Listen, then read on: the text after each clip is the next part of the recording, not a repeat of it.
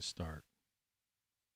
Attention, people of Earth, I have an important announcement to make. Oh, no! Tony Caravan.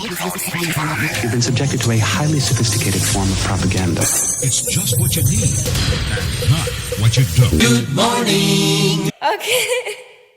Tape deck alert. Tape deck alert.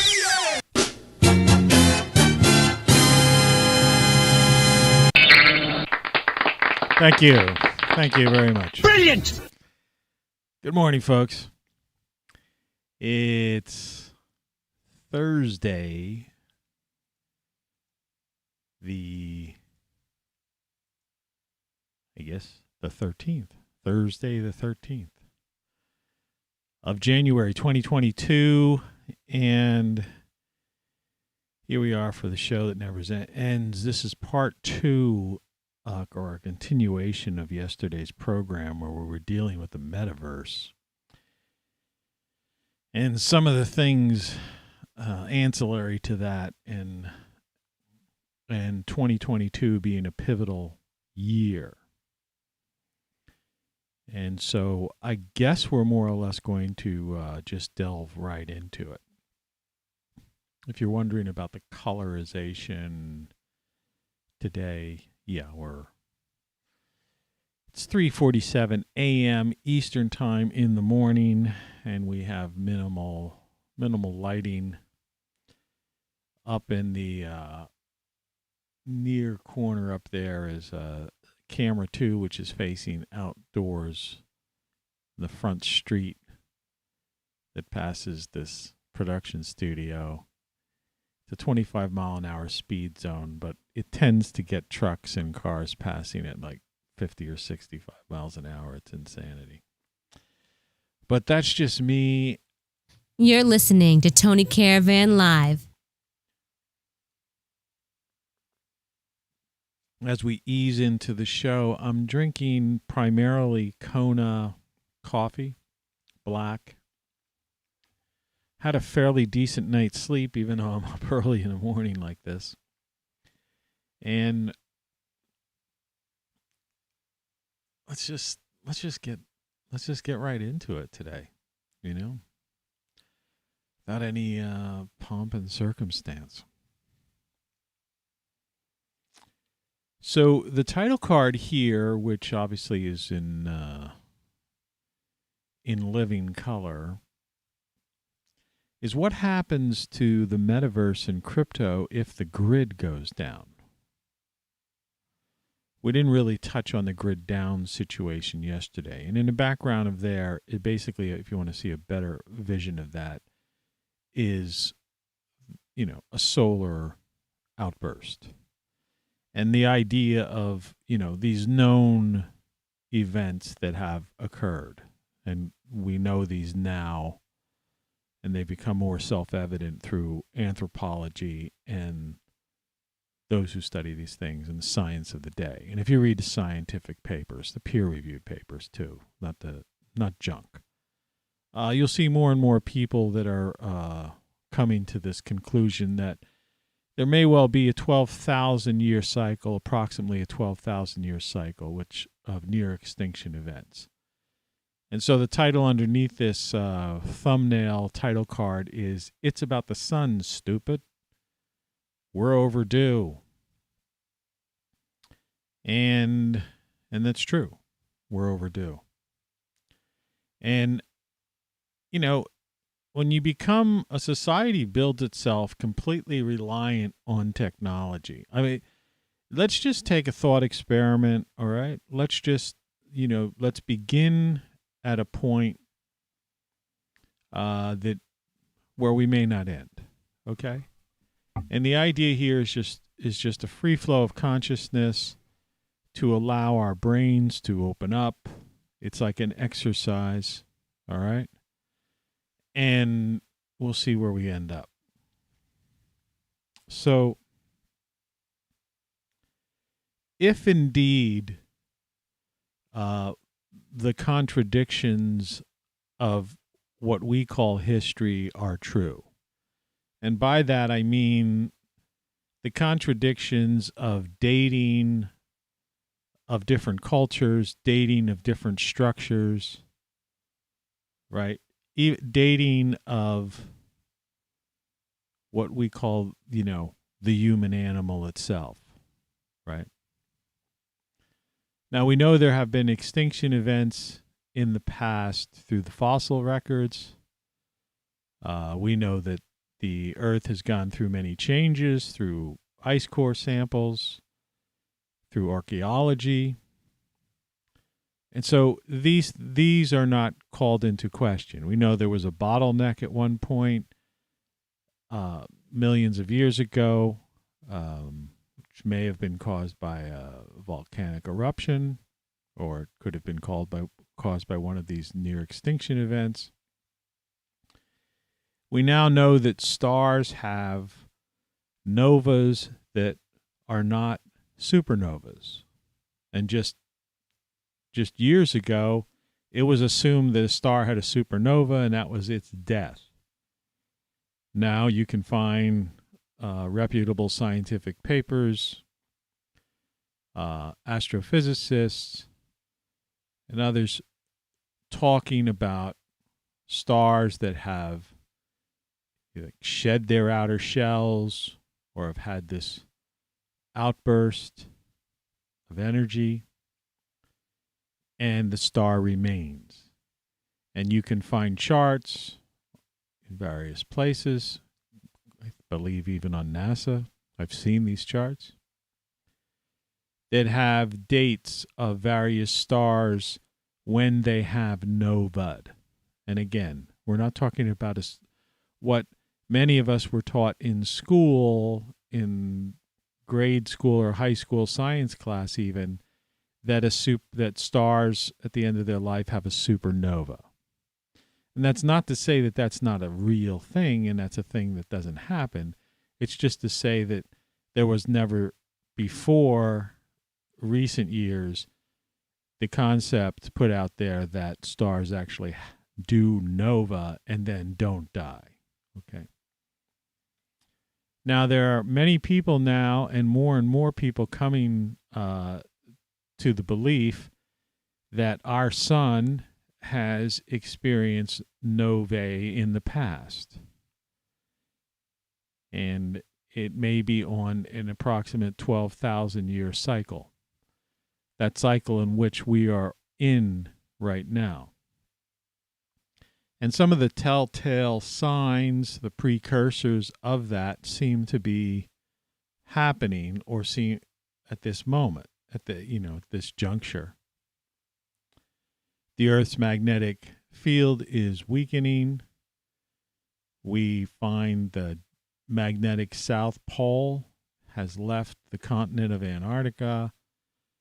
The magnetic North Pole was Siberia bound.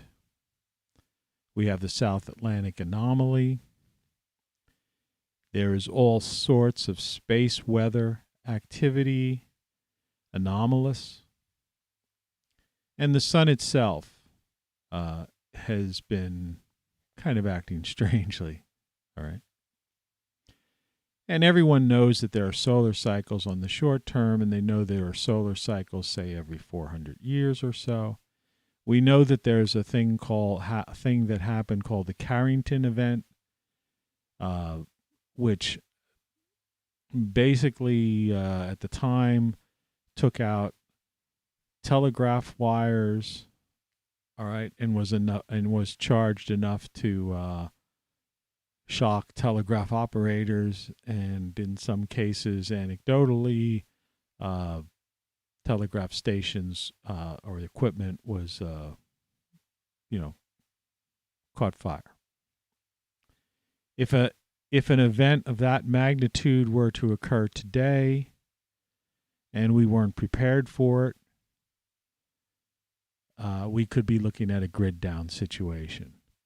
So that's not even one of these 12,000 year or shorter Earth catastrophe cycles, right?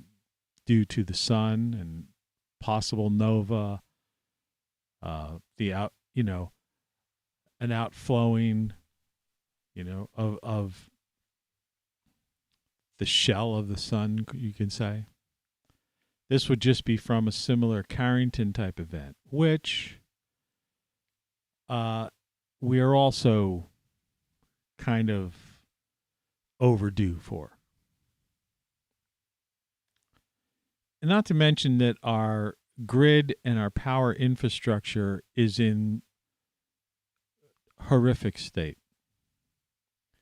We have storms, and we find, and there are government websites now and utility websites.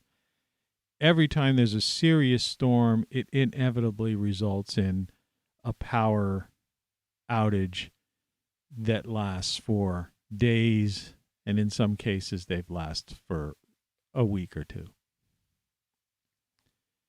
It's a big country, and it's a pretty big power grid. There's diverse sources of energy that feed into that grid, that provide us with the electricity, which in turn does everything from run air conditioning units, HVAC systems, and in the northern latitudes, heats in the wintertime. And of course, runs the internet, smartphones, our computers, everything. We're basically a society dependent upon electricity and the grid. What many people don't even realize is that at this point, when you get in your electric car or hybrid car, those batteries that most people think, well, they're charged by electricity. Well, unless you're an individual that actually has a full-blown solar panel system on your property or on your roof, your car is basically probably running mostly on natural gas. And depending on what part of the country you live in, part of that car may be running on fracked natural gas and coal. In other parts, that battery may be charged by hydroelectric. And in select areas, there may be power coming to you from wind and solar farms, but not the lion's share. So literally, even our electric vehicles today are running on what people refer to as fossil fuels, right? Which is an organic material. So we're highly susceptible to a grid down situation. We've seen it happen. It happens with regularity. We're in the middle of, in most of the U.S. right now, the winter season. Last year we saw what people refer to as a polar vortex, which dipped down as far as Texas and caused, all sorts of havoc.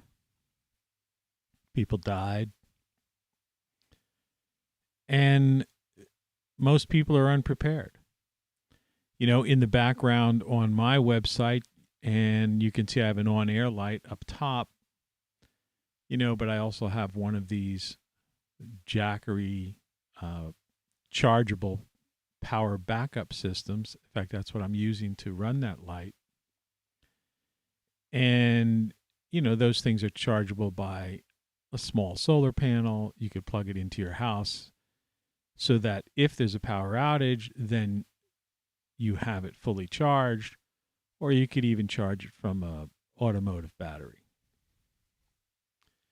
How many people have these things? Not many. And there are all sorts of other ways, in which you can, get through some sort of power grid down situation that's short term. But what I wanted to talk about is that we seem to be just entering blindly, into this idea of,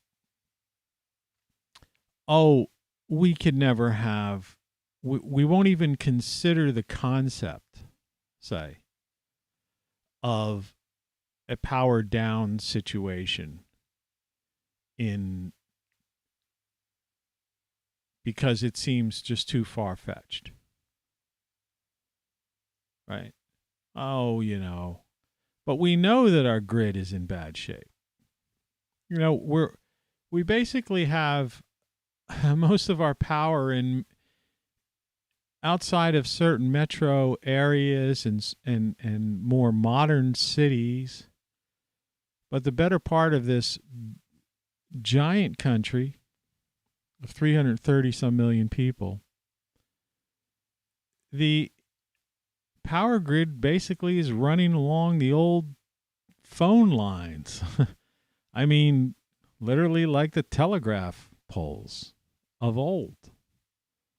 The street that I live, which I have a picture, live camera on, next to the on-air light, you'll see some trucks and whatnot pass by it. They're wooden poles, sticks, just basically trees, telegraph poles. And the wire that provides electricity to this home comes through there. If there's an ice storm, a car, somebody's texting and driving down the street and they hit a pole, the power goes out. Happens a couple of times a year. Just that kind of thing. I've lived in many different cities, and I've seen power outages for 6 hours, 8 hours, and in some what one would call modern cities, I've seen the power out overnight because a transformer blew and the part wasn't ready available, or there was some automobile accident or something like that. And it just, the manner in which whatever happened. In the wintertime, a storm knocks a tree and down goes, like dominoes, a couple of poles, and drags all the wires and pulls them out of whatever and causes all kind of havoc.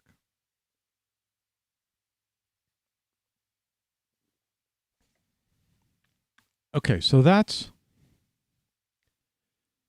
what we know. And then there's also always looming over the top of our heads a remote possibility that some bad actor could, somehow infiltrate the grid and cause some kind of problem. That's rather remote. We have pretty good, at least I understand that we do. We have pretty good defenses and ways of detecting those sorts of things. So I put that on the, that's the least of my worries, is someone trying to take it down. Okay. Or even the electromagnetic pulse thing, that sort of stuff. It's not likely, because for years now we've been in that situation, what they call mad mutual destruction, right? And so, really you would have to have the confluence of events for some lunatic to be able to cause such a thing to happen is very unlikely, even though the doomsday clock is, pretty much, so close to midnight, it's pathetic at this point. All right, all that said, right? Here we are talking about, in the year 2022, talking about, how the future is going to be bright and it's going to be led by technology, right? Several years ago, Kurzweil and that gang were all talking, pushing the transhumanist idea, and that, man was going to, and man meaning mankind. And I'm not going to get into, clarifying that sort of thing. Humankind, okay, was eventually going to merge with machine. And even today, we see people like Elon Musk, talking about implants into the brain, which it's a noble effort to help people with handicaps. And I applaud him for that aspect of it. But to get back to the transhumanist idea, but the idea that many of these people working on these projects, had the belief, and still do, I'm sure many of them are still pursuing that avenue, that they will find immortality or longevity by somehow merging with computers, all right, machines, or having, they don't, unlike, I've wrote a book here, Codex here, which is basically deals with the hard problem of consciousness. And it's the reason they call it the hard problem of consciousness. It's a question of whether or not, where does consciousness come from, right? We have the bioelectric brain, of course, and then we have what we call the mind, the consciousness, some refer to as the soul, right? And it's not necessarily, while some people, we look at this as a metaphysical thing, technically anything outside of the physical would be metaphysical, all right? Which kind of brings us to the metaverse, in a sense, the same concept of that. But the idea is that those who believe that they could download the human brain believe that everything that makes you you, right? You in the first person, your identity, is basically just somehow all generated by those bioelectric functions of this, jello mold in your skull atop this android-like body. Okay. Well, I obviously don't buy into that. I'm of the school that consciousness is something outside of the bioelectric brain, and more into the idea of Tesla. And when I say Tesla, I mean the original Tesla, the man. The ether, okay? What people refer to as, dark energy, that realm. And so maybe where we talk about, and I don't want to get into something woo-woo about this, because I'm going to get back down to earth in a second, so bear with me, is that your consciousness, and when you look at the physics, modern day physics, that is open to the idea of things like string theory, vibrations, wavelengths, or what we would call, the multiverse, right? It's not too far a stretch, to conceive that there are things beyond our current comprehension that through some vibratory, right, or a different metaverse, or even a dimension beyond the dimensions that we accept, right? We're like this, we're 3D. You're currently looking at a 2D image that's representative of 3D. All right? People like me, see it as 4D. I disagree with the Einstein space-time connection. I don't believe the two are connected. And you have to go back to one of my previous shows, actually two of my previous shows, where I've I brought that up. That if you take away linear time, the concept of linear time, and see time more as a circular, cyclical thing, and what I call the bowling ball on a mattress argument, which I've put in, I believe, 2 of my 10 books, where I mentioned that whenever you see most of the graphical representations of gravity and time distortion through gravity, so space-time, it's as if you would put a bowling ball on a mattress, and that bowling ball causes an indent, right? And then if you took a cue ball, a snooker ball, or whatever you want to call it, because of the indentation, that thing comes around it, and it's somehow as if it explains the rotation of, a neutron, or, or the planets around the sun.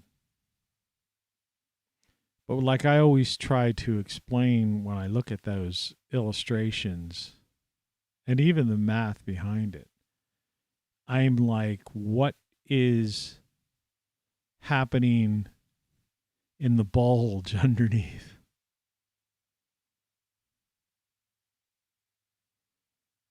You see? And I've yet to get a straight answer on that, right? So, in other words, I can relate to the concept of indenting something which would, right, distort space, and in effect, even gravity, and how a thing can be drawn in, but on the underside of that distortion, you see? So it would have to be something like a 5th-dimensional distortion if I were to buy into the space-time thing. So in other words, the distortion would have to not only be an indentation in space, right? But somehow it would have to come up, up and down simultaneously. And that matter, right, at this particular time, that can't be explained, because there would have to be an overlap of matter, in which case matter would be lost or somehow combined, and it just opens up a can of worms. But I don't want to get into like that kind of thing, all right? And I'm sure there's some people who have some arguments for that, but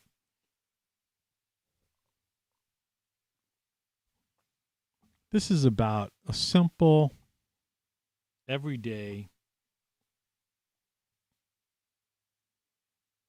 I'm pouring some coffee, my Kona coffee. A simple, everyday, grid down situation. Societies become too dependent on the grid. It's primarily because of centralized power, and I use the power in 2 ways. One, power being the obvious power, as in the electric, power generation.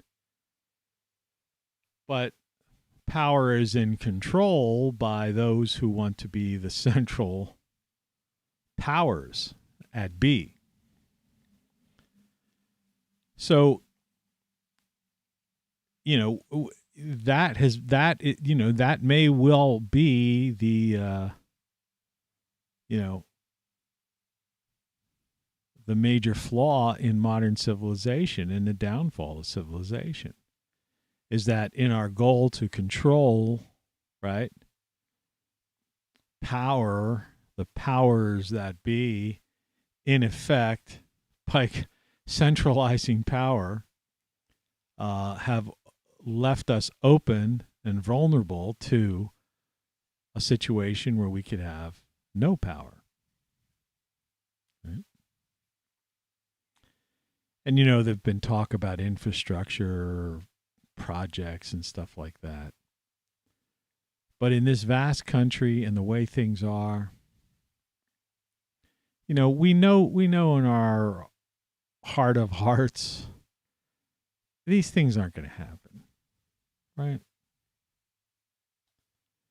The vastness of the grid system is just, it's a project of unimaginable size and scale. It would take decades. The other problem is that we're not prepared, and we do not have the personnel, the trained personnel, to actually do the work. And I have firsthand experience with that outside of my front door. There's been an ongoing project here to replace old sewer lines. And they have dug up the street at least 3 or 4 times in an effort to replace these sewer lines. And then now they're digging up the streets because in replacing the sewer lines, they disturb the gas lines. And because the people that they have working for them, and this is a reputable contractor, a major contracting company that has won the contract to do this, all citywide. They didn't properly refill the ground any of these times that they've opened up, the 3 or 4 times. Some instances, some areas, 5 times they've opened up the street because they've ended up having gas leaks, right? Pipes, seals breaking. But what they don't do and don't realize, and the reason I have this image up here in the screen, and you'll see trucks within the next hour, barrel-assing through there. Big 18-wheelers. Even though this is a neighborhood with a 25-mile-an-hour speed limit, the truckers use this as like a shortcut up, up to the highway. I'm towards the edge of town, and that's what they do. They don't get stopped by cop cars or anything like that. And what the people who ordered the contractor, the contract to begin with, and the contractors themselves failed to take into consideration, never even, I guess, put down the, how they put down sometimes, I think everyone has seen it at this point. They'll put down some, like rubberized cables that will sense the speed, and the volume of traffic along a street. Now, I don't know if they're sensitive enough to be able to take into consideration the weight of the vehicle. But one would think that if you were going to be undertaking this kind of project, that's something you would do.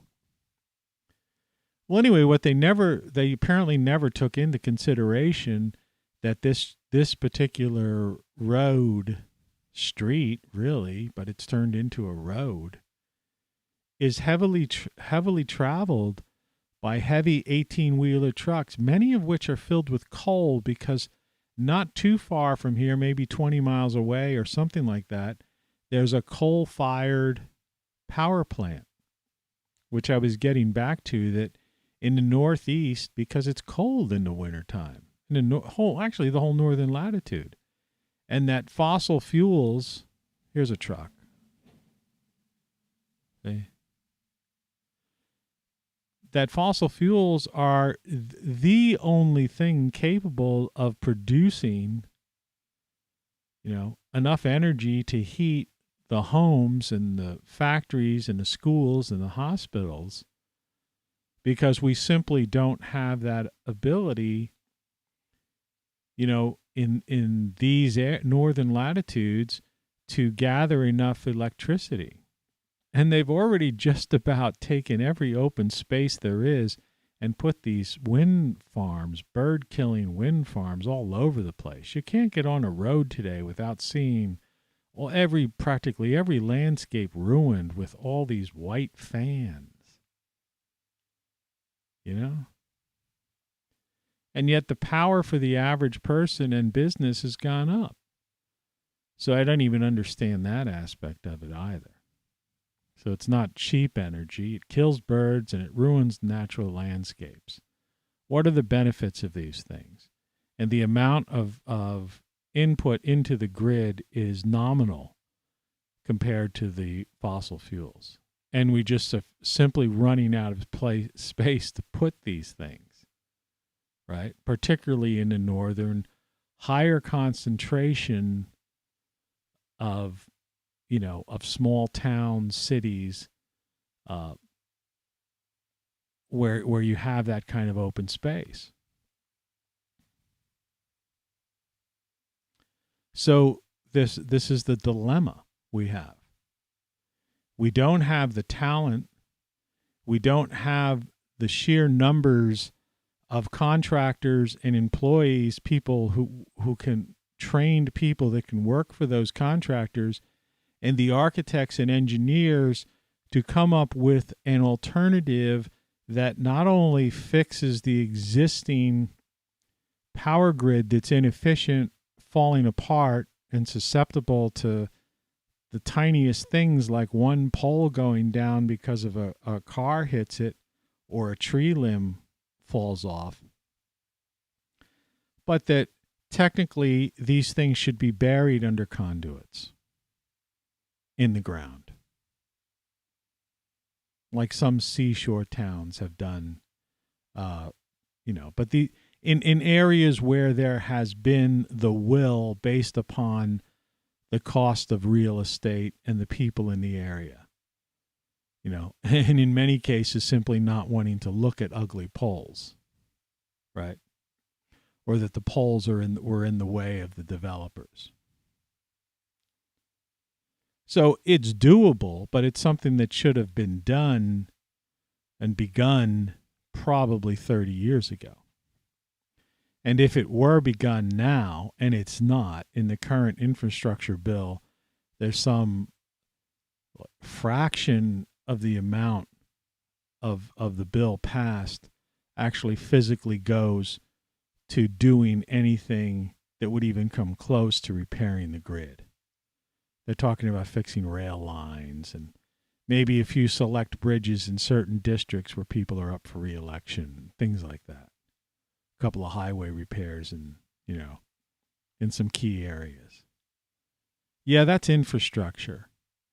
But the biggest problem we have is the grid. All right? We're a society dependent upon electricity. And people are not capable financially to afford a Tesla-like system.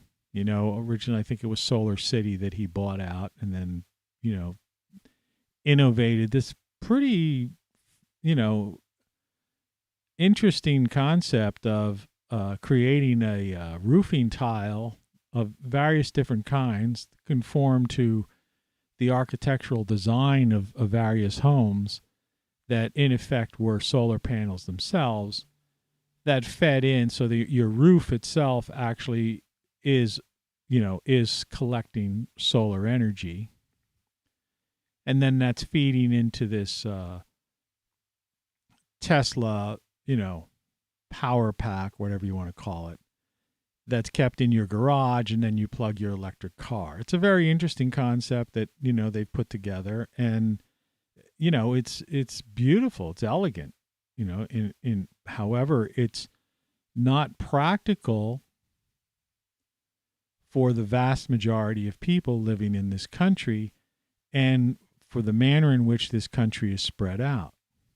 And so what happens is it's something that if you are one of the elite, you can purchase this system. But the average person lives in an older home, is still owes money on their mortgage. Interest rates, it looks like, are going to be going up over the next year or two, both. And it's just not practical. I have a roof that is in need of repair. I'd love to repair it with a Tesla roof. The only problem with that is that the house I purchased, the roof would cost more than the house I purchased. My ears itchy. Somebody must be talking about me out there. If you believe in that metaphysical kind of hooey. So, so the answer is nothing's going to happen. It's typical talk, be it political or, by academics or TED Talks, the usual stuff among scientists and the elite, the UN and these various gatherings that they get, the Davos set, the World Economic Forum, etc.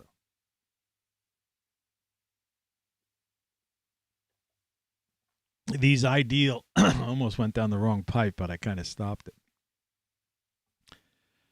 By the way, You're listening to Tony Caravan Live. I don't want to be, just have the show sound too boring. Let's pick up the pace a little bit. Quality, quantity, and variety. ROCKFLUX. Let's get this show on the road. All right. So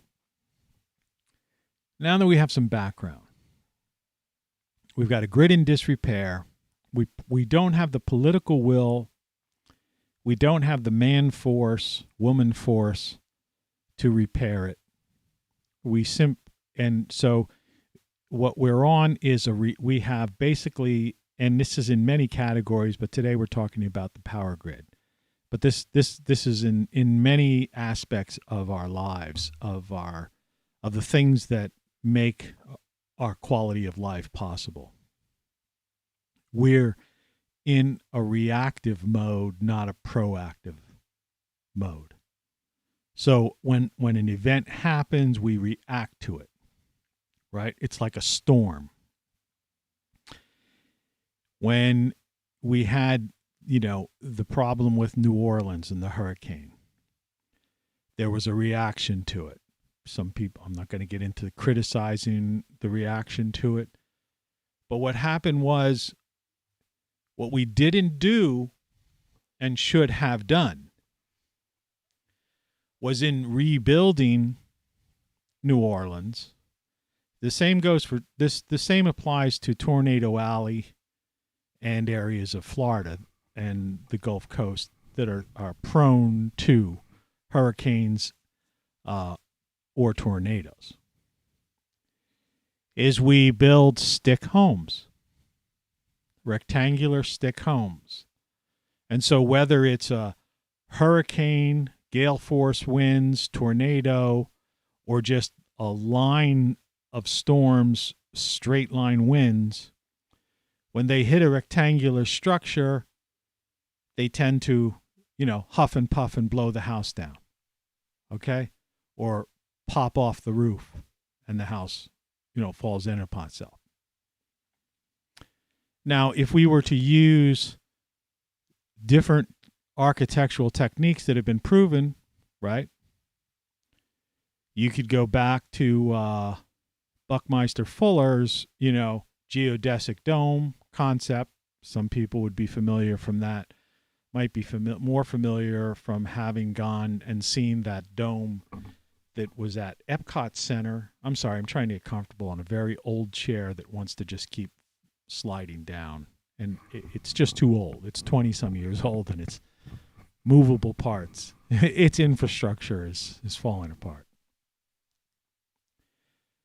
That when you have, a geodesic dome, or even just if you rounded the portion of the home that's facing the Gulf, right? Or facing the most common place where, source of where the winds are likely to come from, right? And we can look at, this is yesterday's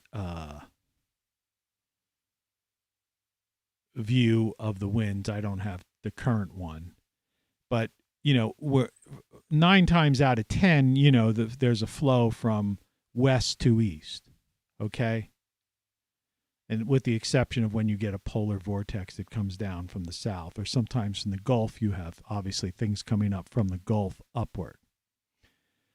But, these are things that engineers and architects study. You don't just build a place, and this is no new idea. You could go back to structures, ancient structures that we don't even know when they were built, something as old as Stonehenge.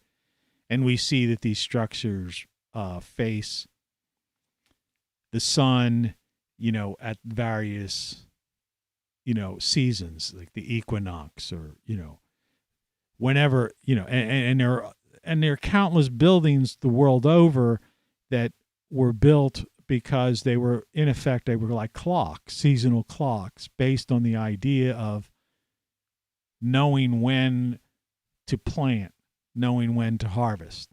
All right. And so in that same idea, this ancient idea of observation and then construction, you see?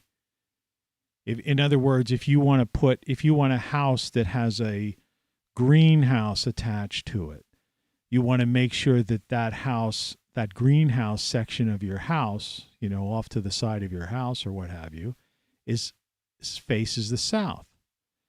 And in my area, my backyard, this is my backyard, I have a south facing, that garage, that building there is like a little detached garage in the very end of my property. And so this is which is south facing. So the sun literally comes over in the morning and then sets, rises in the east and sets in the west. And so this garden, which is all edibles, it gets sunlight all day long. Okay. And that's how that's what an architect and then the subsequent engineer would say, okay, if you're going to have this as a garden, let's make sure that this area is south facing, or as south facing as possible, depending upon the available land that where you're constructing. And likewise, when you're dealing with a tornado alley, or I always say along the banks of the Mississippi, I've seen that flood, I think, 2 times in my lifetime. And yet people rebuild there. And instead of putting up retainer walls and all sorts of things like that, right? In some instances, the floods that destroy these houses are only a matter of like 3 feet, or something like that, maybe 4 feet. And the idea of putting in even a cinder block retainer wall, right, that has some depth to it, that's anchored into the ground, with some pylons, something that goes down deep enough that it's not going to be washed under. But you look at the highest that the banks have risen, and you build a foot above it. You put a retainer wall there. And people don't do that. And then inevitably there's television coverage, and there's these people crying on TV, the so-called human interest story. I feel for them, but they're like, this is the second time our house flooded. I just don't. Well, why didn't you just build a retainer wall? Your property, you just have a house. It's not a major expense. Cinder blocks aren't that costly. I mean, you could watch a YouTube video and almost figure out how to do it yourself. You know? But we don't do that in this society. We react to disasters. You see? So, and we don't build properties that can withstand 400-mile-an-hour winds. But, individuals have done that, and their houses have stood. And sometimes you'll see that, and you'll see all these houses down, and you'll see this one house. And if you look really closely, you'll find out that the guy has like a rounded porch. Because when the wind comes at something and it's rounded, the wind tends to follow the path of least resistance, just like water and floods. And the water's going to hit a retainer wall. It's going to keep moving down till it finds a place to go. You see? Now, I'm not saying that this is very easy to do, but you would think that with having, a government agency like FEMA and the Army Corps of Engineers, that instead of just, fixing the levees in New Orleans and sending down people to rebuild these stick homes out of 2x4s, rectangular with aluminum siding, facing the Gulf, and the big bad wolf is going to huff and puff and just blow them down again, that they would put their home, and if there's going to be a storm surge, that they would raise all of the homes on pylons, right? Raise all the highways and everything. And I know they've done some of that stuff over the years, right? But the problem is, it's like I'm telling about, if you go to certain ski resorts, you will find that they have conduits under the ground that carry their wires, electric wires, formerly the, cable wires, internet wires, all that sort of stuff. And those things are waterproof and accessible through certain areas. But that's because of the wealth of that particular community, the demands by the developers, et cetera, et cetera. You go in certain developments, right, these cul-de-sacs, and you don't see a series of telephone poles going around the cul-de-sac, right? What you may see is this thing that rises up at a few strategic places in a development, and there's a big, box on top of it, which is basically an access point that people from certain utilities, cable companies, internet companies, whatever, phone company, what have you, can access this thing. And in there, it's like almost like a circuit breaker box. Each house is listed, or whatever within that area. But we haven't done that, nationwide. It's done in exclusive areas, in certain areas. And none of these infrastructure bills are talking about anything that grandiose. And quite frankly, I don't know if it can be done at this point in America because of how spread out we are.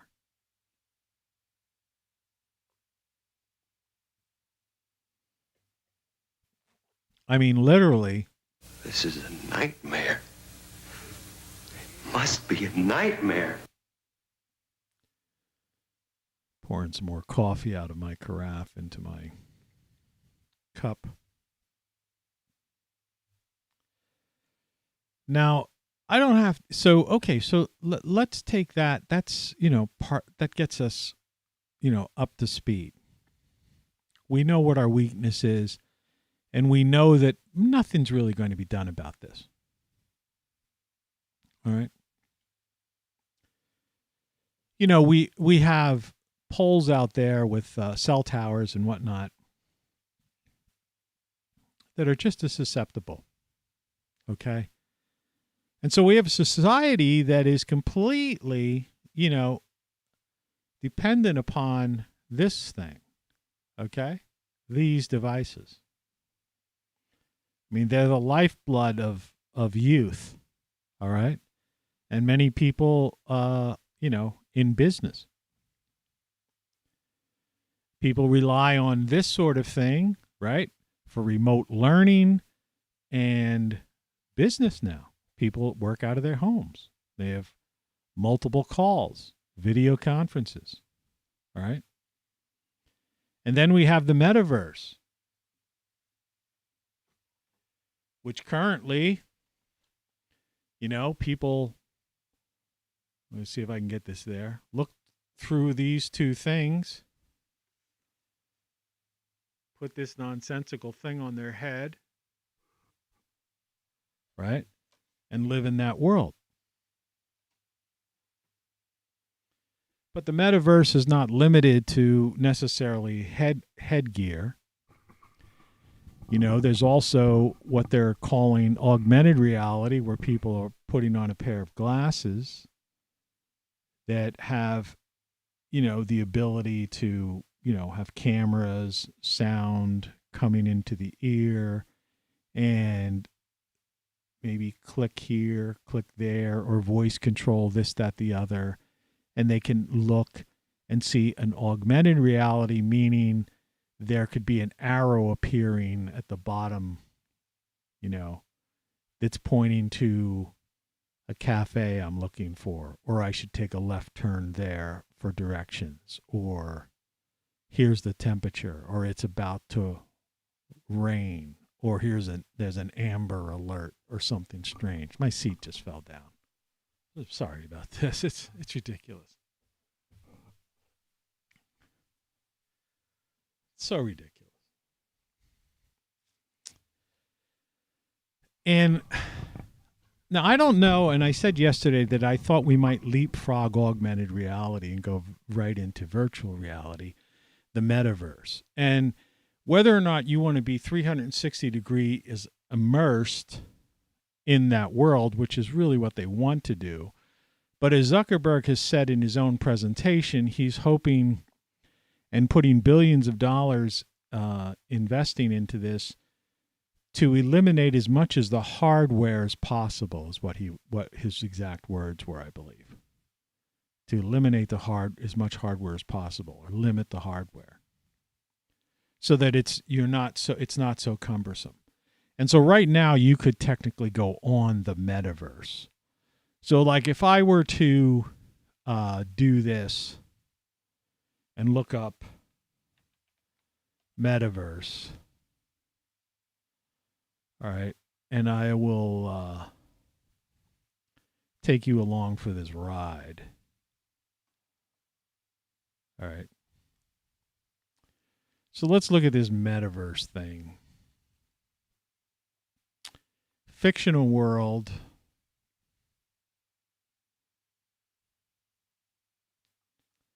And so in some people's minds, this is the metaverse. All right. And of course, Zuckerberg is the ruler of the metaverse. And as far as we know right now, it's this idea of wearing these, VR headsets like Oculus. But we're entering into places like this, you see, where you can go into some kind of fantasy world, some city.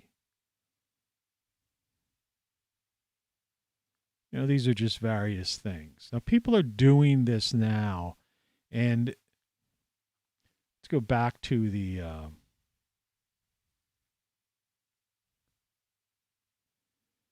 you could see CNBC, all the financial people are looking at this, and how searchable this is. What is a metaverse? What is a metaverse company?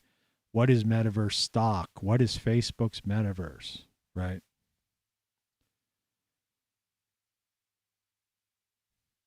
But there are actually places, that that exist already today, and you can actually be a part of this.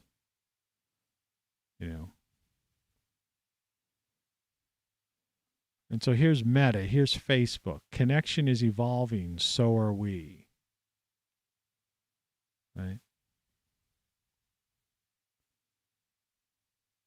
And I advise you to watch this keynote with Zuckerberg at your leisure. And here you could see, because, the whole concept just presented. People have already gotten married on the metaverse, right?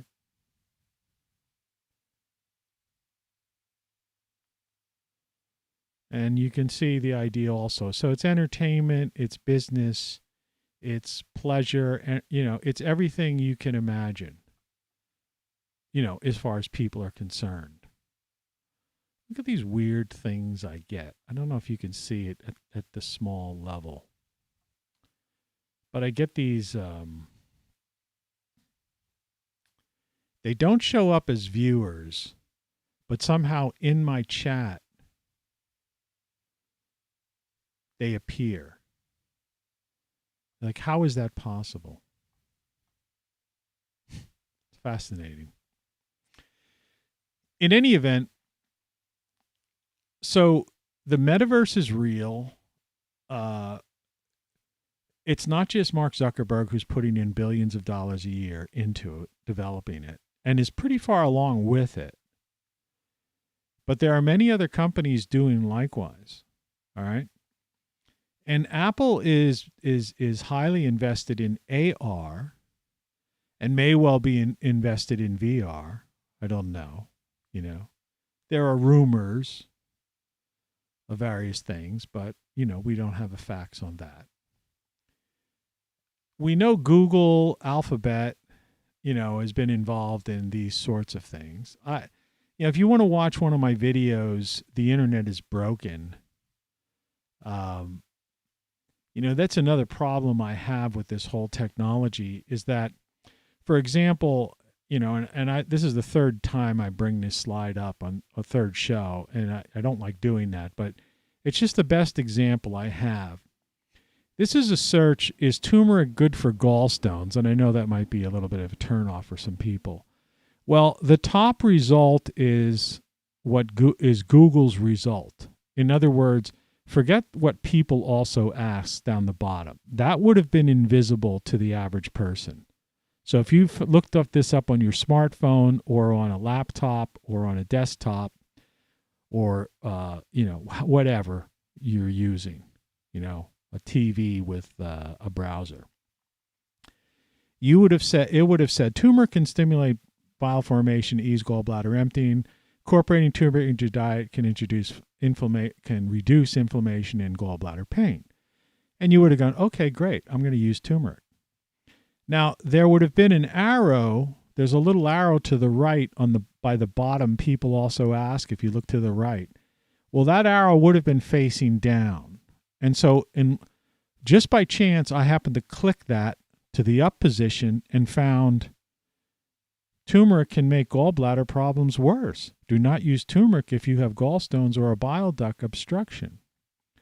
So in effect, Healthline and WebMD, which are pretty much about the same type of websites. And for some reason, Healthline, I don't know if they paid Google more or not or whatever, but that was the featured answer. Okay? And so imagine if someone like me would have kept using turmeric or someone searching for that. It's just like when you see a news headline.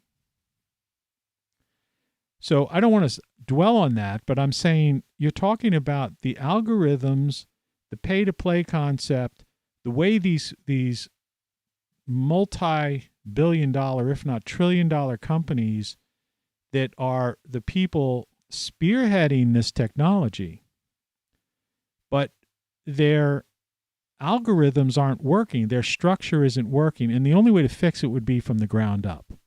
And the reason I said that, and I'm repeating this from yesterday's show, is because When you have hundreds of thousands, millions, if not a billion results, okay, for a query, then you would have to start all over again because your system is flawed. It's simply impossible to be able to fix it, because you can create an algorithm to fix that particular health result, but we have found this, and I last year as an experiment, I did a approximate 2-hour show, 365 days, every day of the year last year.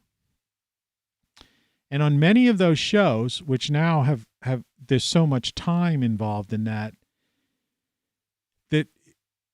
it's incomprehensible. You couldn't even watch them,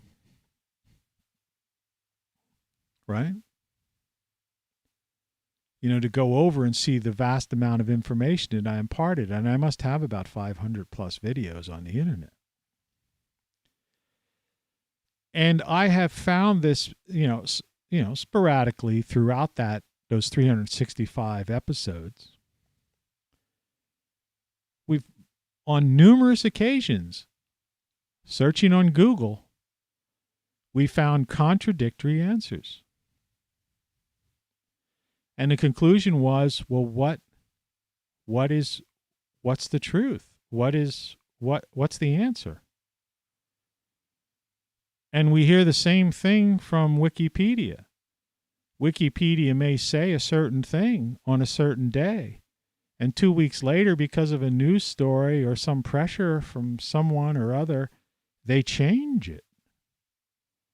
I understand firsthand from some individuals whose biographies have been changed and altered, and literally it would be considered defamation of character.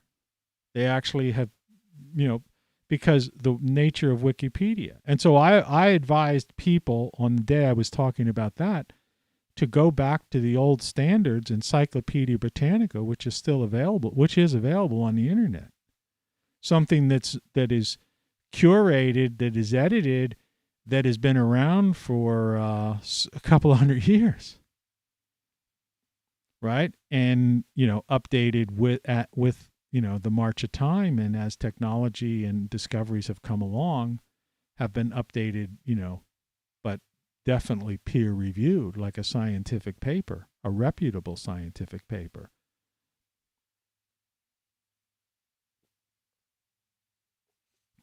Facebook's the same way. Twitter's the same way. They just willy-nilly do things based upon pressure they may have, sometimes from their own employees, not even from outside sources. Sometimes it's not pay to play. I'm pouring coffee. Just finished my carafe, but I have a full cup. Look at the trucks. And so what happens is the trucks shake the poorly filled ground where they put the sewer pipes and tried to repair the gas pipes, because they just dumped in some gravel or things like that. They're not familiar with, they don't have the expertise to understand how to repair a road that is carrying that kind of weight on a daily basis. And so what happens is these trucks come up and they shake, and my entire house has been shaken. And in my basement, I had to pull in a plumber because I developed a leak on an older pipe. This is an older home, but from the shaking of the house, it actually shook the connection, and I was developing a leak, and I had to have a plumber and pay the guy, I don't know what he paid him, close to $100 to repair that thing, which was caused by these people. And I've seen cracks in I have concrete stairs. Here's a picture of my stairs when it snowed the other day. And underneath that snow, that's a concrete stairwell, leading to my porch of my house. And then there's a sidewalk and then the street beyond that. Well, this past summer, because of the bad job they did on the road repair, and I've lived here for a number of years, my stairs, practically every stair, concrete stair, had a big crack in it with a gap. And I had to like fill those gaps, take mortar, with concrete things that make the mortar adhere to the existing concrete and go over. And I basically just did a job to get me through this winter. This coming summer, I'm going to have to literally go over those entire stairs. It's going to be like an all-day job and a couple, an 80-pound bag of mortar, and various other things, adhesives and, different things to make, and who knows how long that'll last. Maybe that'll just get me through another year with this botched job they did. One street out of how many tens of thousands of streets? Maybe 1 million streets? I don't know. How many streets are there in the U.S.? Think about that. I don't even know if that would be a Google answer. And who could trust? You can't trust Google anymore. So you can't trust search. Search is run by algorithms. All right?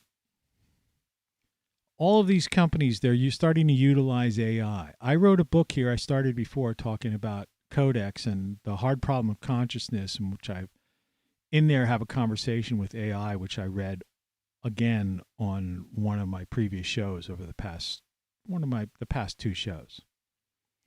You can't trust AI, even GPT-3. All right?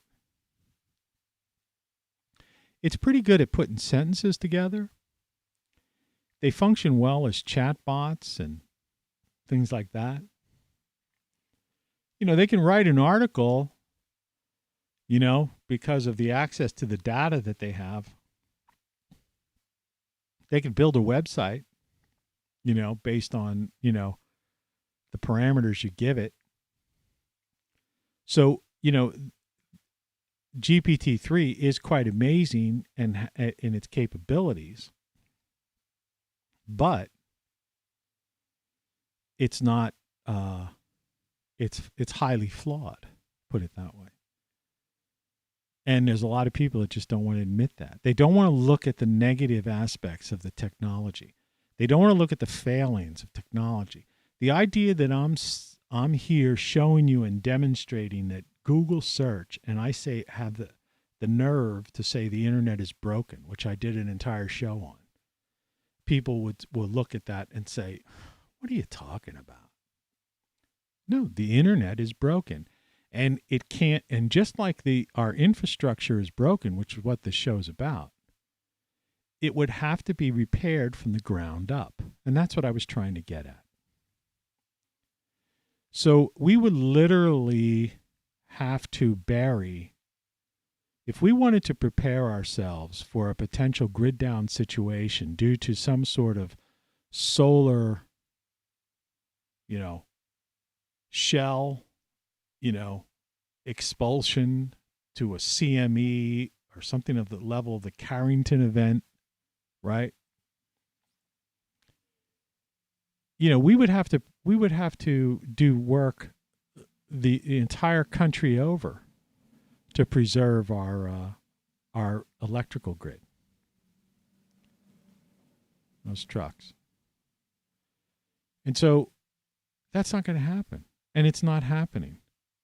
And where it is happening, like where they are going underground and they are trying to fix even our old sewage lines and gas lines. Some of these things have been there for 100 years. In some of the big cities, it's hard to believe, And so everything's in need of repair right now. This country is falling apart infrastructure-wise. Now, if you live in a major market or some new development community, you're going, what's this guy talking about? But you understand, there's 330 million people in this country. It's a big country. There are all kinds of cities all over the place, right? Tens of thousands of them, okay? And that's the thing. So it's beyond repair. You would have to start all over. It would take decades and decades and decades and decades. It's just like the idea of, trying to eliminate what they call fossil fuels. It's like you don't just turn off the switch, because half the country will freeze in 1 year, one winter. And, all the elderly, years ago, we didn't have, the elderly didn't retire to, Arizona, New Mexico, and Florida, and places like that, the Gulf Coast, right?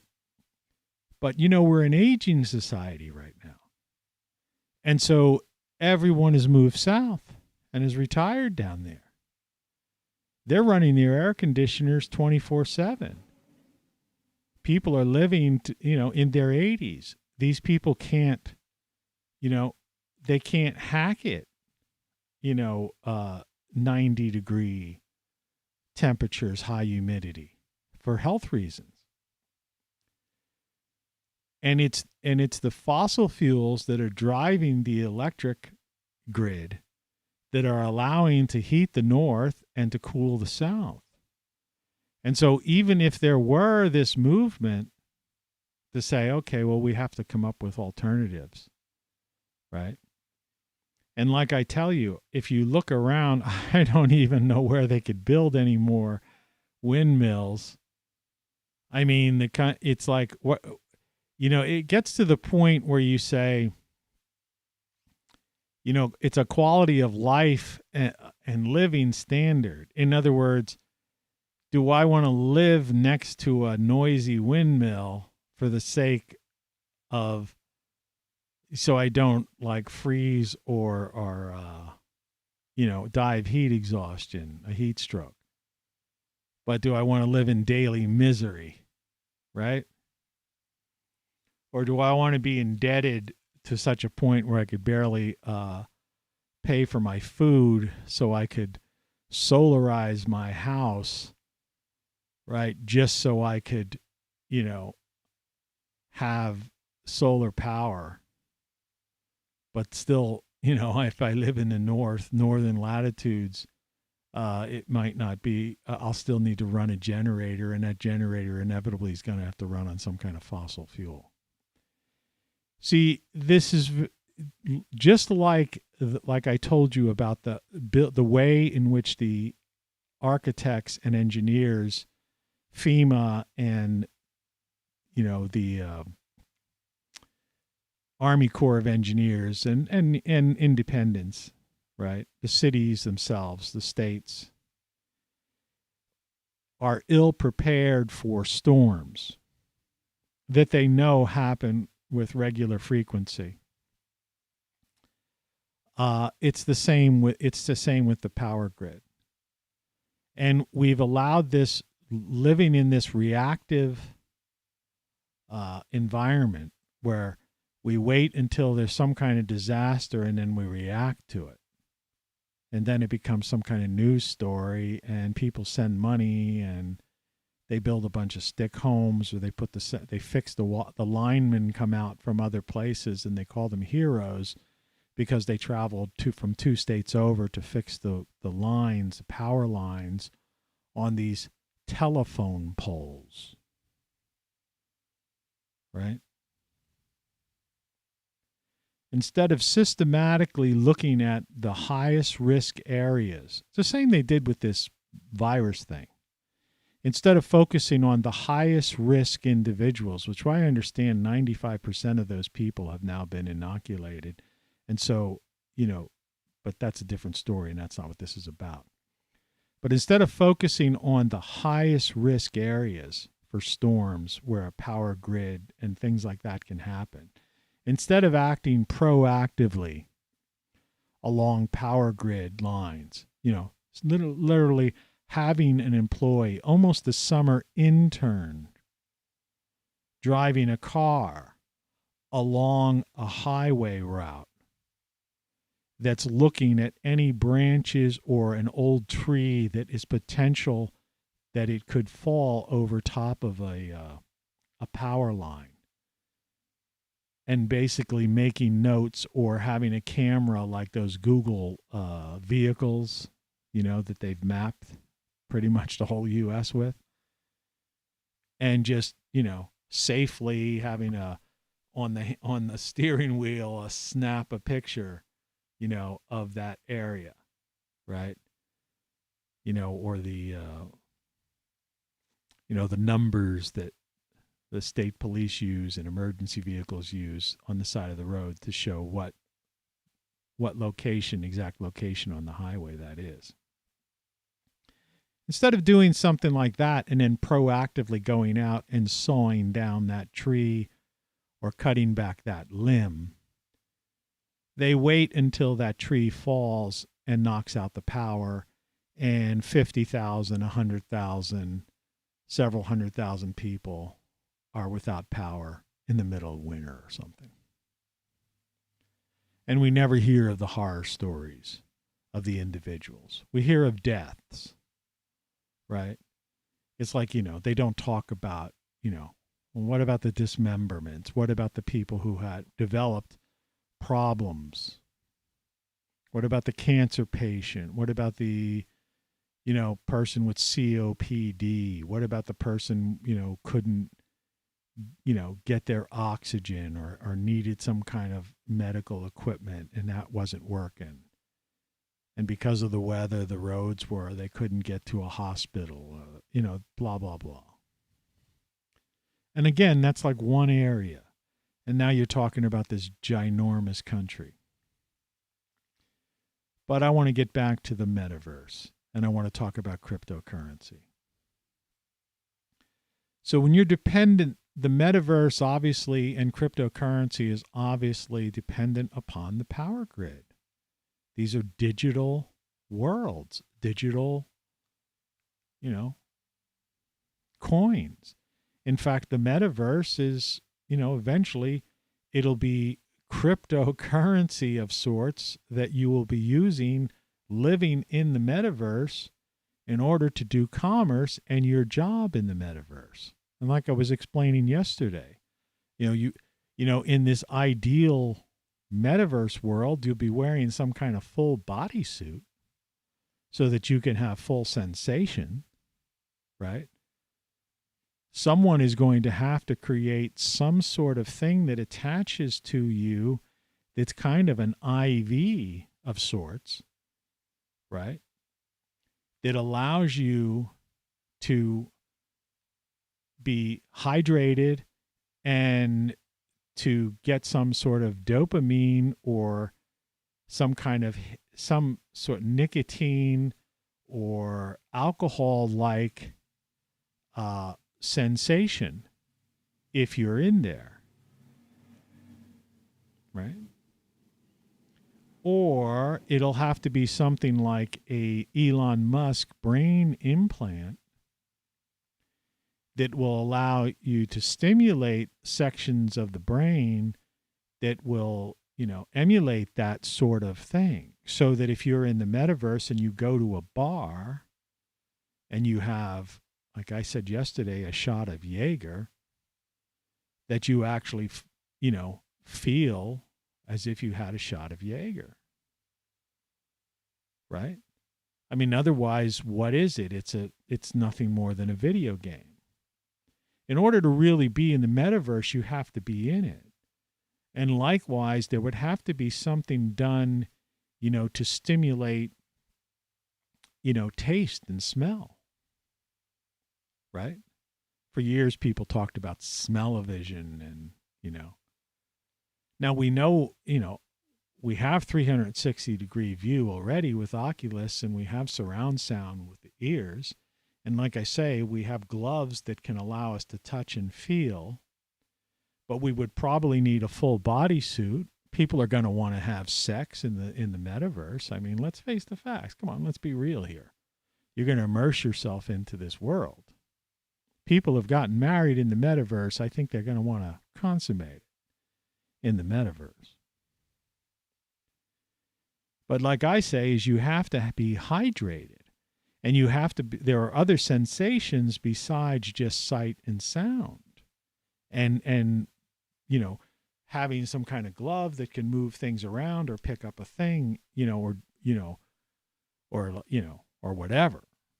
drive a car. I mean, that's where this thing's headed. This is what they want.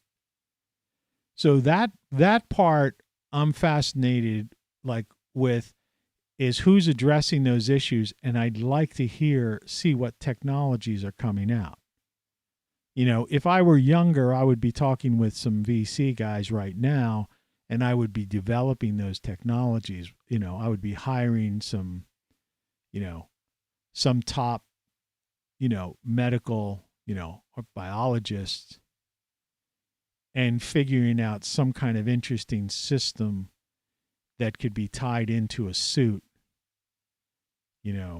or I would be talking with Elon Musk and trying to figure out if he would be willing to expand this idea, and if it's possible in the research they're doing and their team, is it possible to touch certain pleasure sensors of the brain, taste centers, or things of that nature that can fool the human brain into believing it's eating a steak, or it just did 2 shots, or maybe it's smoking a cigar, right? I mean, that's the metaverse, or if you want the metaverse. And then you have, of course, cryptocurrency. People want to work jobs in this place. They want to open businesses, right? The story I told yesterday, which was a story I saw somewhere, Snoop Dogg has bought property there, and somebody paid $450,000 to buy property in the metaverse next to him. Now, I don't know who Snoop Dogg paid the money for his house to, and I don't know who, you know what I mean? We could probably look at that, because that's very fascinating to me, and this was a story that I heard. I'll put you on, with me on this thing. And I'm going to view, let's see. Zoom. Actually, I want to zoom in. I'm sorry. Let's make this a little bit bigger. Okay. Snoop Dogg Metaverse. See, it just comes up. What metaverse? An unnamed person has paid $340,000 to buy a plot of virtual land next to Snoop Dogg's NFT house in the metaverse. The rapper has built an interactive metaverse universe called Snoopverse, where residents can be called Snoopites or Snoopers. All right. The question is, where is it? Let's see here. And I don't want to look at a video. I want to see if we can go there. So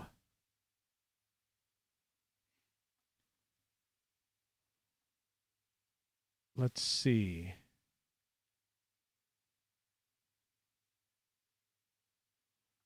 Snoop Dogg. I'm just looking for a link to it.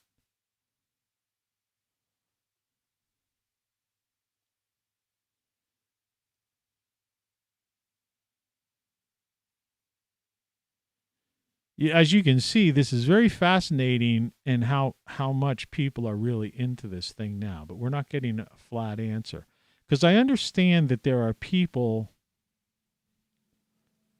Here's the Snoop Dogg fan pays $450 to become his metaverse neighbor.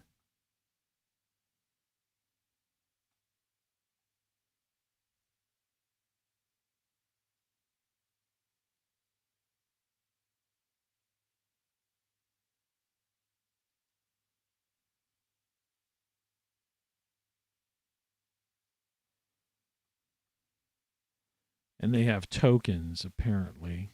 So that's like a digital currency. So you understand what I'm talking about here. They're building this world. But it's still not clear who gets the money. So, I mean, in this instance, I guess Snoop Dogg got the money because it's his Snoopiverse or whatever he called it. But I guess the metaverse, if you go through, Meta, Facebook, formerly Facebook, then that would be Meta or Mark Zuckerberg's, company gets the money. And they would create a currency in there. And on the outside world, you would have these people overseeing this. And it's very much like, when they talk about this simulation theory. It's kind of what the metaverse, is really shooting for. They're trying to put people into this world, and then the overseers. So in effect, that Zuckerberg and Snoop, they become these like demigods or something, right?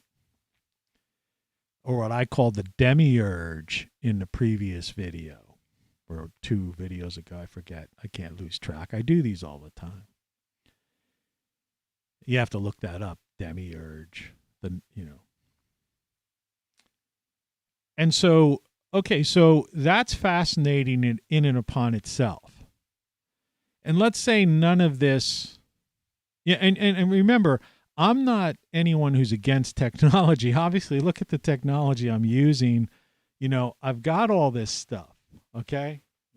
Mr. Roboto back there, and, all of this stuff. I'm into it. I'm about as geeked out as you can get. I got camera 2 out on the street. I'm broadcasting live here. I've got all these, crazy things going on. Really funny. Really funny. Oh, no. Oh, yes. Oh, yes. I've got it all, So. The only station that matters. So I'm not criticizing the concept of taking technology to, the nth degree, right? What I'm saying is, just like the power grid, just like these cities that are susceptible to storms and floods, right? And just like, the idea that we're not protecting the power grid. And we're not even conscious or prepared for the idea of a solar outburst. Things that have happened before that we know have happened. They have happened within our time. The Carrington event happened in the 19th century. All right? It's a documented event. It was written in many newspapers. Okay? These things have happened and will happen. Astrophysicists, astronomers have seen and captured, and now we have these fantastic telescopes up there now that have gone through deep space and have seen these novas of stars that occur on with certain regularity, and that the star remains, and it just happens again. And, we have the Younger Dryas period that is arguably, by some, believe it was a comet or something that caused that near extinction event. But others believe it was a solar nova. Like they don't like to use the word micronova, right? But it was like a kind of a nova, not a supernova, but a nova of some sort. And, so you can't just, go forward, like these people who live next to the Mississippi and say, well, it seems to have flooded 20 some years ago, or, with some regularity, or 30 years ago. It's like the Johnstown flood. It happened 3 times. The last time the Johnstown flood, 2,200 people died. 2,200 people died. All right. But it first happened in the 1800s. Then it happened in like the early part of the 20th century. And then it happened in the 70s. You see what I mean? Now they've taken they've built all kinds of, I don't know, they're almost like aqueducts, like these places to redirect the water. But whether or not they would work in the next one, I guess is anybody's guess. You have to have very expensive flood insurance in that area. I had a business that in a building that's since been sold, but I worked in a building. We had an ad agency, and we had to have flood insurance, and we were even pretty high up. Like I couldn't imagine how any way possible that building could have flooded. But you could not occupy that building without having separate flood insurance because of it was in that area. So people know these things occur. It's just like they know hurricanes occur. I lived on the Gulf Coast for about a year or two, about 20 years ago. And I keep saying I have to bring it up one of these shows. I took a picture. We had a tropical storm came right through because I was only several blocks from the beach, from the ocean, the Gulf Coast. And it was a tremendous thing watching these. I have it on camera, watching these. I don't know if I could, if I could dig this out. I don't know if I have this. Let me try. If I could find it, I'll put it up. Let's see. It would be media source. And we'll call it tropical storm. Bear with me. I don't know if I could find this. I hope I'm not just taking you on a wild goose chase. But if I know I've seen it at some point. Let me browse here under movies. If I could find this thing. Film clips. Bear with me.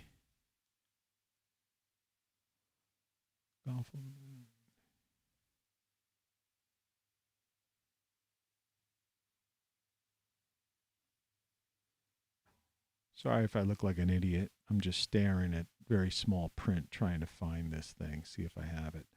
I recently saw it, and that's why I know I have it somewhere. Come on. Movie projects.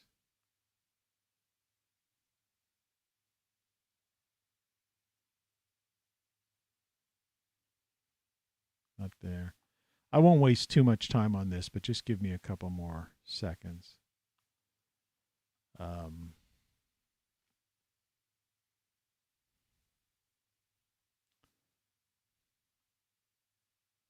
Slides, film clips.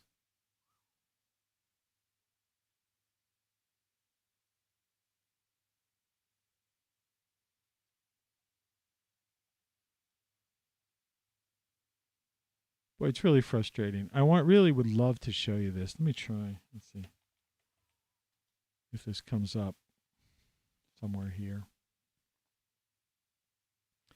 Apple search, unfortunately, is one of the slowest searches around.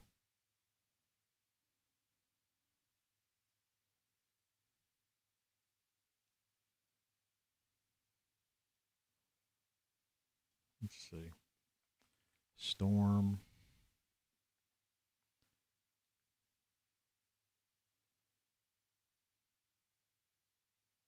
Really wait, thought I saw the word storm. No, the song Stormy by the Classics 4. I'm sorry about that, folks. Cancel. Well, anyway, I watched the trees out my window and I filmed it. Now, I'll search for it after the show and I'll show it tomorrow or the next day.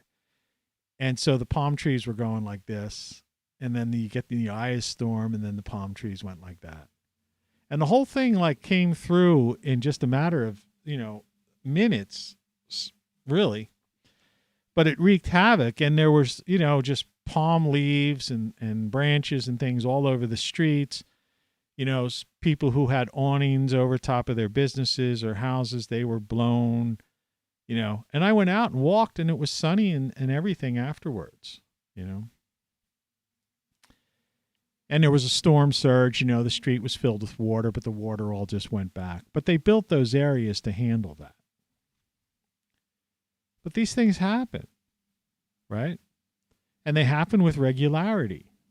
And people who live there could say, oh, that was nothing. You should have seen the one we had, blah, blah, blah, blah, blah, blah,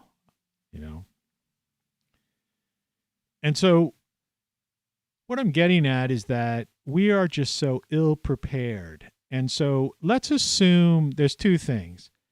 There's a possibility that we might just, dodge the bullet, right?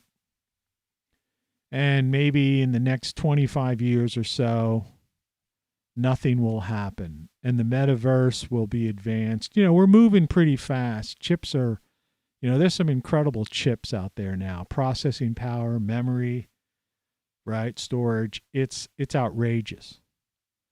And so, it's like someone said, for a while there, it was like questionable whether Moore's law was still in effect. But it's like Moore's law is definitely back, in effect. And all you have to do is look at some of the new Apple chips, and I guess it's IBM or Intel or the two working together. There's, the speed of the chips, the way they're managing to shrink these things down, and quantum computing is something that is is a reality. It's not pure quantum computing necessarily, but I mean, the supercomputing that's going on is incredible. So we have the ability and the data storage, and the ability and the concept of the algorithms and the AI, and will probably be within GPT-4 within the next couple of years. So assuming there is no power grid, down, then I guess you're okay with maybe cryptocurrency, though it's kind of risky depending on what the Fed does and with hyperinflation and the way this corporatocracy, which, because we really don't have a government anymore. Watch my show yesterday, how I really get into that. They're just puppets, and it's just a marionette show. Big tech, big ag, certainly big pharma right now, military contractors and big media are really calling the shots. And the politicians, they're at the point of being like just flicked out of the way as a minor annoyance, right? They don't know that because they can't see the forest for the trees. They're so narcissistic sociopaths that they think they have this self-importance. And there's people out there who still go through elections as if, there's something to them. But the fact of the matter is this country hasn't been ruled in a while. All right? The country's being run. It's a corporatocracy. Okay? Some would say an idiocracy, but it's a corporatocracy. All right. So it'll be fascinating to see what happens. Clearly, the technology exists that we're on a fast track for the metaverse. And I can't be the only guy to talk about some kind of device and a suit that you plug into that sort of IV-like thing. See, because remember, the idea of going in the metaverse is you're not going to want to go in the metaverse for an hour or two. Like now, like people are playing a game. You see? You're in there, you're going to have to go to the bathroom, right? You're going to need to be hydrated. You're going to need food. You're going to want to have fun. People are going to want to have sex. Let's face the facts. People are going to want to drink and do all kinds of things. Like that movie with Bruce Willis that, remember they went into like fake bodies so they could live a certain way. That's like kind of was like almost like the metaverse, but they were like, they were really going into the real world. They were kind of android bodies, of themselves. But that's what they're really trying to do with this. and that's the goal. And having been someone involved in the early days of the internet, that things tend to move really fast, people when you're building this type of thing. And so I think you're going to find this thing is going to happen a lot quicker. Like a lot forget about that Mars concept and the cities on Mars. We'll be lucky if we even get a rocket to Mars in 5 or 10 years, let alone a city wouldn't happen for 50 years after that, or more.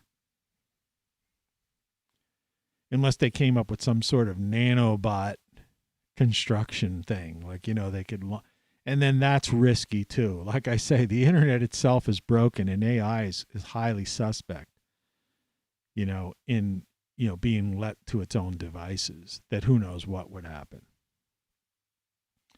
But as far as the metaverse is concerned, watch Zuckerberg's keynote, watch his presentation, watch those videos.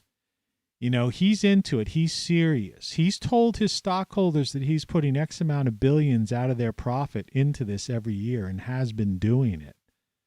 Right? Like in other words, he's all there. He changed the name of the corporate structure to Meta. All right? This is happening.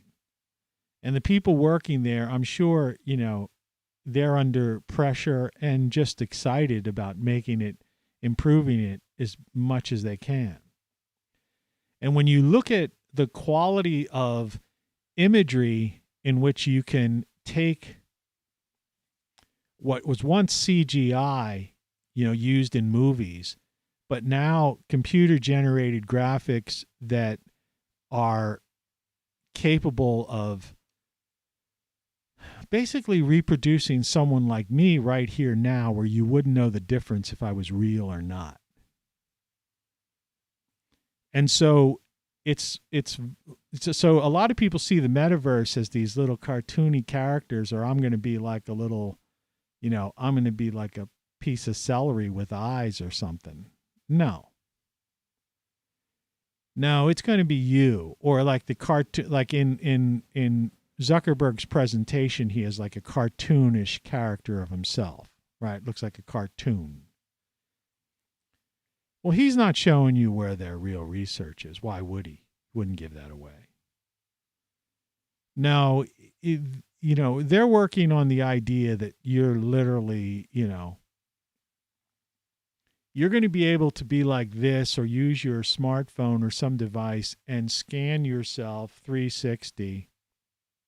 All right, at least your face, and there will be a thing where you say certain words and phrases, okay, so that your mouth structure will form the words properly. You see? There'll be a thing you do. You'll hold this thing up, right? And you'll scan yourself with it or something similar. And then, the body, well, the body's the body, because people are going to, somebody who's overweight's going to want to look thin. Somebody, whatever. Somebody's going to want to have a 6-pack abs. Some girl's going to want to, be like, have Pam Anderson's Baywatch body. Okay. But the face. And you're going to be present at these meetings if it's a business, or you're going to be going into these areas where you play, and then there'll be people who are just into these game and fantasy realms, right? Which we already have, that are pretty realistic to begin with already. But I mean, you're not, you're just an avatar. But so it's a matter of that going to the next level, and as that gets to the next level, that's the metaverse. And then people will be buying, and it's already happening in certain degrees, but I'm saying it's going to be at a point like we saw with that Snoop Dogg thing, where people are going to become dependent upon it. Like, in other words, they'll be working in there. They'll be making money in there. That'll be their gig economy living type of thing. And you're not going to do that just by putting on, a headset like I have back here for a couple hours after work. No, people are going to want to be immersed in there, and that's where we're heading. It may be about 18 months, but I think it's going to move pretty fast. And in effect, it may even replace cryptocurrency. But remember, you're walking on eggshells and teetering on a cliff, because at any given time, if the power grid would go down, you have no access to your cryptocurrency. It's a digital currency. You have no access to the metaverse. You have no... Let's drop my phone. You have no access or ability to text your friends. You see?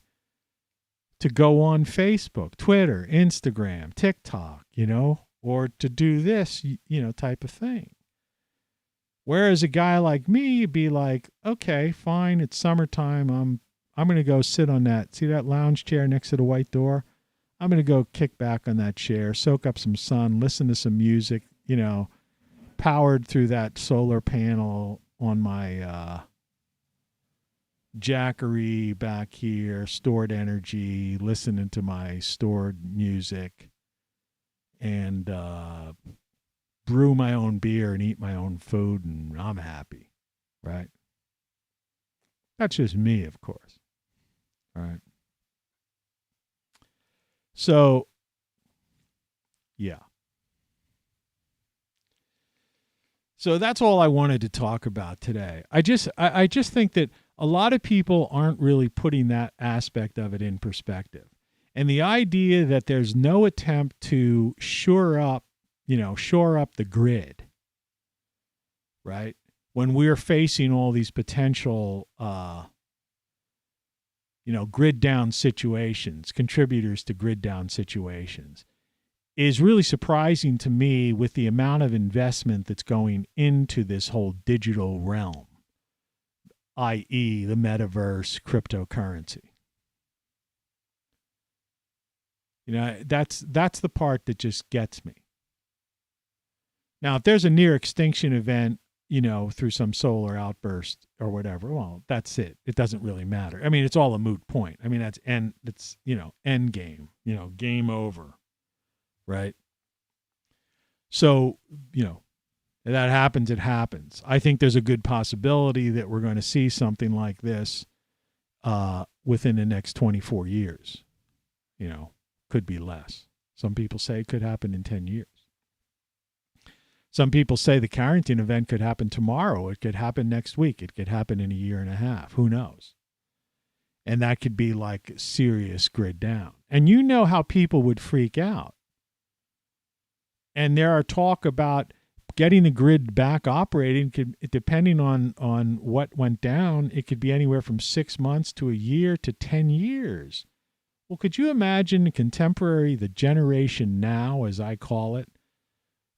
Guy like me, it's like I could live without it. All right.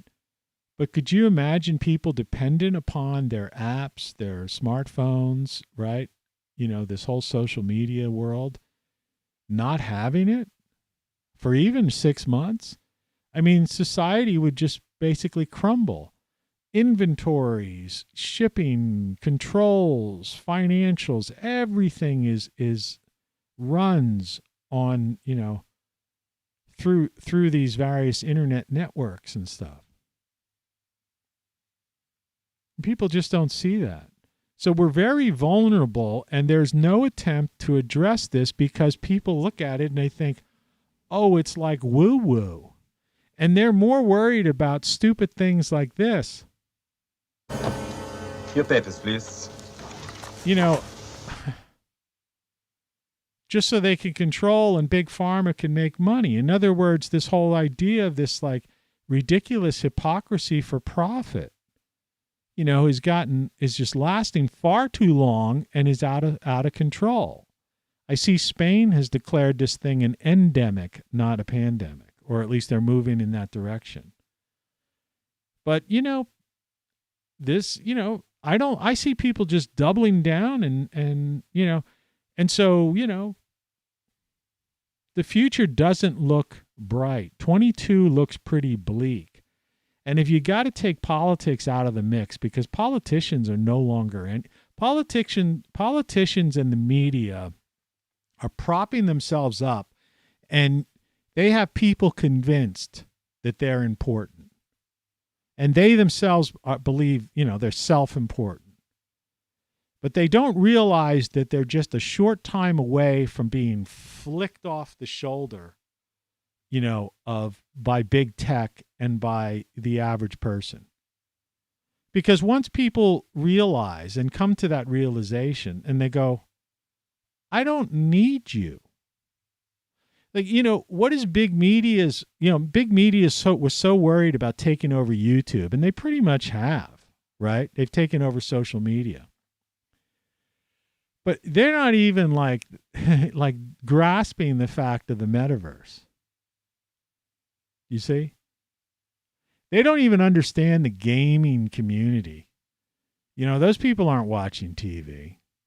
You've seen the ratings. There's more people watch Joe Rogan's podcast than like all of the cable, the top cable people combined. That's how, they don't realize that these stations like the CNNs and Foxes and MSNBCs and ABCs, that their ratings are like, a third of 1% of the U.S. population. Collectively, they're lucky if they're like between 1% and 5% or something like that. I mean, 95 to 99% of the American people don't even watch the news, that news. Yeah. So I just wanted to end this thing with these two thoughts. Is one, the metaverse is coming at you like a freight train. It's going to be interesting, and it's going to be life changing in ways that you can't even imagine, because most people just already don't even understand what it is and to the extent and how far reaching and all encompassing it's going to be, and the people behind it, the architects behind it are. It's going to be way more than that red, oval thing on top of that old-fashioned radio behind me. Okay? The Oculus type of headset. That's not going to be the metaverse. All right? The metaverse is going to be more like Ready Player One type of concept, but better than that, because it's going to be far more realistic. See, that's the thing. Sci-fi has always missed it. It's like Star Trek. It's like, the computers, in Picard's, even, the Next Generation, Picard's computer and the various devices they used, we went way beyond that. And that was supposedly centuries ahead of time. Okay? So don't be simple-minded. Don't think, understand that our technology is far beyond. And once this stuff is combined into the metaverse, it's going to be the simulation. That's what this is. It's going to be the simulation. The only problem is the simulation needs to be powered. And that's what the guys in the Matrix were trying to talk about, when they had humans as batteries and then caught in this world. But I don't believe that's practical, and that's going to be the route. But it was, they were trying to explain that and cover that idea. All right? That you're going to have to power this thing. And we currently have a very weak power grid, and it's susceptible, And so if you have, cryptocurrency is going up and down. Yesterday it was up a little bit or whatever. If you're counting on crypto or you're counting on stocks as your income, and if you're counting on living in the metaverse and making a living in there and blah, blah, blah, you have to understand that you're basically basing your entire life on something that's so fragile, right? that even just forget about the near extinction event, forget about the solar novae, type of idea, forget about even the Carrington event, which we know has happened with, and it could well be cyclical. Forget about all of that stuff. Let's just talk about winter and a tree limb taking down the power. All right. And you being without power for 2 weeks in your town. Let's talk about, hurricanes. Let's talk about Tornado Alley. People like to say, oh, it's global warming, blah, blah, blah. These things have been happening since the beginning of time. They happened before people lived there. So people just don't know about them. All right? I did a show on that explained all of that. It's like the people who talk about the indigenous people on this planet, on this continent. Right, in the what I call the former United States. Well, we know the Younger Dryas period occurred, that there was ice, mile-high ice, in the northern part of this country. All right? This was a frozen wasteland. We had woolly mammoths, they found, that undigested food. They were flash frozen. The saber-toothed tiger, you've heard that name. They had giant bears. They all went extinct between approximately 11 to 12,000 years ago in that time frame. So there were no indigenous people here. Those people would have all been flash frozen and dead, or would have made it, hightailed it to the border or whatever. Do you understand? So that's why I have everything you know is wrong, and you don't know what you don't know. It's like there weren't people here. I mean, there couldn't have been, because it was a frozen wasteland. Do you understand that? Right? So they all came after the fact. And the fact is, I think up to 10,600 years ago. So, people saying, oh, these people go back 13,000 years or whatever. No, they didn't. 13,000 years ago, there was a frozen wasteland. The Earth is, we're in an interglacial period. A lot of people don't even understand that. Well, anyway, I've gone over time, so I think I got my point across. I mean, this will be an ongoing story, but watch yesterday's show and this show, and I realize that's over 4 hours of programming. But I mean, think about it, and then look and see what's being done. Right? Because if we really wanted to have a metaverse, if we really wanted cryptocurrency, there would be more attention paid to some sort of energy security and energy independence, right? Because you can't power these things. They're powered, all right? They require, all right? People, and that's the one thing that they've left out, right? And wind power isn't the answer, okay? Solar power isn't the answer, all right? And they're taking away the fuels that heat the whole northern part of the country and cool the entire southern part of the country.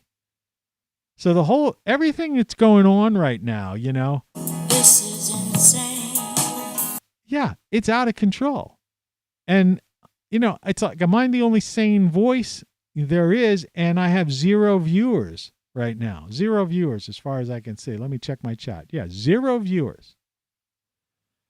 Anyway, have a great day. Good morning. Go to my TonyCaravanLive.com or ROCKFLUX.com and, get some of my wear. Get a hoodie or a shirt or some kind of thing. Get my last 2 books, that'll give you a good insight into my mind, because they're like flow of consciousness, and some of these ideas are semi-presented there. Or go to Great Solar Stuff and get something so you could keep yourself electrified, right? Anyway, take care. I'll probably talk to you tomorrow. Cheers.